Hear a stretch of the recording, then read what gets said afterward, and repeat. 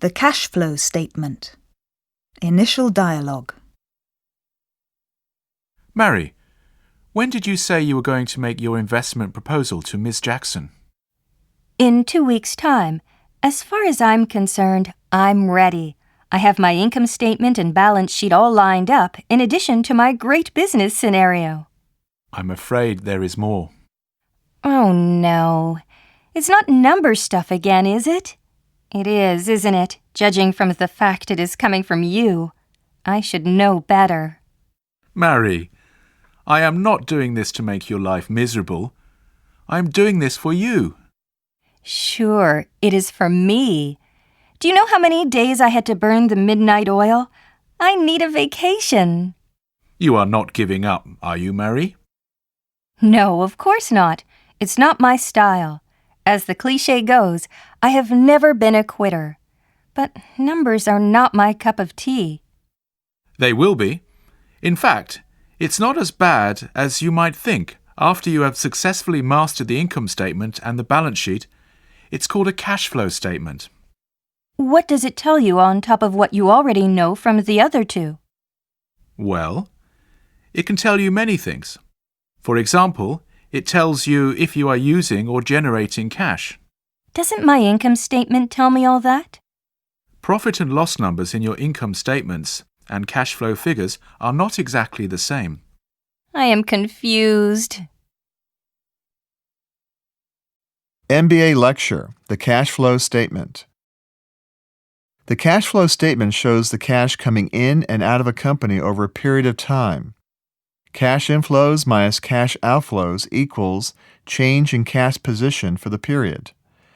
Cash inflow equals decrease in assets or increase in liabilities or equity. Cash outflow equals increase in assets or decrease in liabilities or equity. The cash flow statement is divided into 3 sections: operating, investing, and financing activities. Operating cash flow. This represents the cash that a company obtains from its business operations. This is calculated by making adjustments to the net profit number. These adjustments are necessary since the income statement is based on the accrual method of accounting. That is, both cash and credit transactions are included. Thus, a company needs to account for the credit transactions by looking for changes in the current operating accounts for both assets and liabilities of the balance sheet. In addition, non-cash expense items such as depreciation must be added back. Investing cash flow. This represents cash that is being invested, bought, or divested, sold, in such things as securities, factories, and equipment, or business acquisitions. These are usually necessary outlays to ensure the future growth of the company. Financing cash flow. This represents the external sources of cash such as bank loans, both receipt and payment, other long-term loans, sale or purchase of shares, and payment of dividends. The common denominator in all of this is cash. Without it, a company would eventually go out of business. To a banker, the cash flow statement is probably the most important financial statement, since it will get repaid through the company's cash, not the company's profits. The cash flow statement. Application dialogue. Gee, Bill, this cash flow statement tells you a lot of things, doesn't it? I would say the cash flow statement is the most important of the 3 financial statements. I can see why you were saying that, but it's really funny, though. What's so funny? As far as I can recall, it's only recently that we started talking about cash flow in Japan. We did talk about income statements and balance sheets, but not much about cash flow statements for a long time. Do you know the famous line, "Show me the money"? In business, cash is everything. You know what one of my business school professors used to say? What is it, Bill? Never run out of cash. It sounds so obvious. Yeah, but is it? You went through a whole process of creating income statements, balance sheets, and cash flow statements. You know companies can go bankrupt even when they are showing profit in their income statements. Oh? Let's say you are making a handsome profit, but if your customers don't pay as quickly as you have to pay your creditors, What happens? You have to increase your borrowing to finance that transaction. Exactly. What happens if your bankers decide not to give you any more loans? You go belly up, right? Right. And I think that's what happened to a lot of Japanese companies when our bubble economy burst. Right. How is your new company looking? It's looking okay. If everything goes as planned, we will be generating cash by the 3rd year of our operation. What are you going to do with the cash? We will spend roughly half of it for the second stage investment and the other half to reduce our borrowings. That seems like a reasonable thing to do. Mari, always remember, cash is king. Without the green, a business cannot function. The message is loud and clear.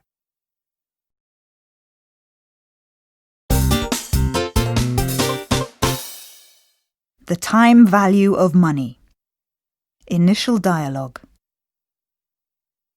Fred, I have right here in my hand 3 sets of financial statements. They are income statements, balance sheets, and cash flow statements. My scenario is impeccable. Don't tell me I need anything else. Mary, you have done very well. But I have to tell you that you are missing one very important analysis. Give me a break. Do you have something against me? No. My intention is to take you to your goal, step by step, one subject at a time, especially since you are new in this field. I am new, all right, but you don't want to strangle me with cotton or make a frog in slowly boiling water out of me. I don't understand. I am saying you are killing me slowly. No, don't act like a child. Let's get down to business. You understand the concept of interest, don't you? Yeah, I gain interest if I put my money in my bank account, if that's what you were talking about. Yes. Then let me ask you this. If I say I'd give you 10,000 yen today, or 1 year later, when would you take the money? I may not be a financial genius, but I'm not that naive either. Now, of course. I sure could use some cash now, you know. That's exactly what I'm talking about. The time value of money. MBA lecture, The Time Value of Money. The time value of money simply states that $1 today has more value than $1 a year from now. So when a company invests money in a new piece of equipment or in a new acquisition, it expects a certain return on its investment. Project analysis using the net present value method. When evaluating a potential investment, there are 3 things to consider: initial cost or cash outlay, projected cash flow, discount, hurdle rate. Initial cost or cash outlay. This includes the actual investment costs as well as any other initial costs related to that investment. Projected cash flow. Here, a company looks at the incremental, additional cash flows that will result from the investment. Usually, the projected cash flow period covers the expected life of the investment.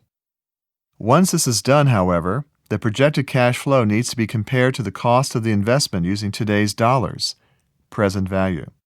We call this discounted cash flow, DCF. Discount, hurdle rate. In order to discount the future cash flow, a company needs to set a target or hurdle rate. This represents the minimum level of return that a company must obtain in order for an investment to be acceptable. The hurdle rate usually is related to a company's cost of capital. That is, how much would it cost a company to raise the money through outside sources, debt or equity? Net present value, NPV. The NPV of a project or investment is determined by the following: present value of projected cash flow minus initial cost equals NPV. The project will be approved if the NPV is 0 or higher. If the NPV is negative, the project will be rejected as it does not meet the company's required rate of return. Other investment evaluation strategies. Internal rate of return, IRR. Calculates a discount rate that will give you a 0 NPV. This method may be useful when comparing several investment alternatives, choosing the one with the highest IRR. Payback method. estimates the number of years it will take to recover the initial investment. This method, however, does not consider the time value of money. The time value of money.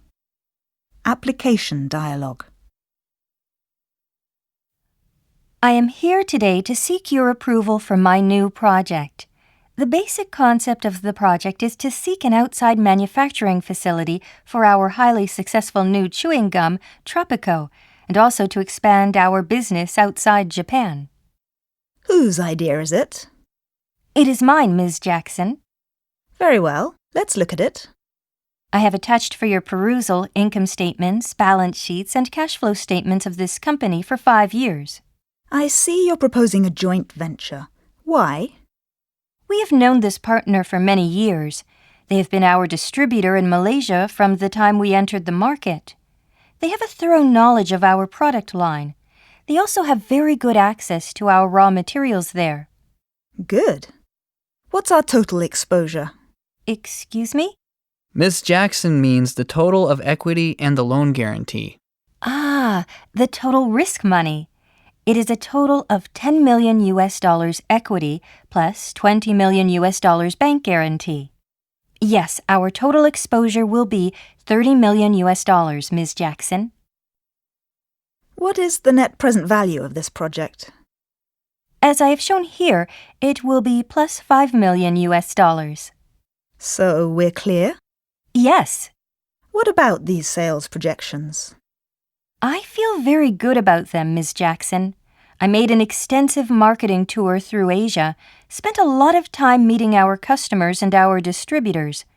I feel very confident that I can achieve these numbers if we put in the right amount of marketing effort. Let's say I approve this project. Who would be in charge there? With your permission, I would like to go there myself. I see. So this is your total package, huh? You may put it that way, Ms. Jackson.